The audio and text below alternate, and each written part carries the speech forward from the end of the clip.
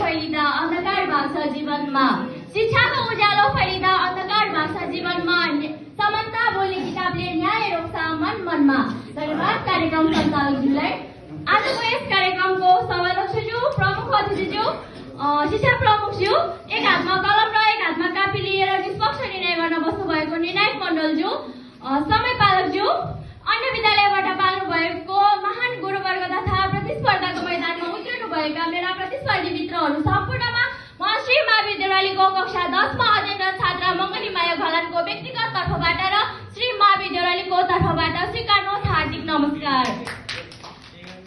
आज मिति 2082 साल मङ्सिर 24 गतेका दिन मङ्सिर 24 गतेका दिन यसै मरिन गाउँपालिका भित्रको अन्तर्मावि वक्तित्व कलामा भाग लिएर आफ्नो धारणा राख्न पाउँदा म आफूलाई निकै नै भाग्यमानी ठानेको छु र आयोजक मरिन गाउँपालिका प्रति हार्दिक आभार एवं कृतज्ञता प्रकट गर्न चाहन्छु। उपस्थिति महानुभावहरू, आज म लैङ्गिक हिंसा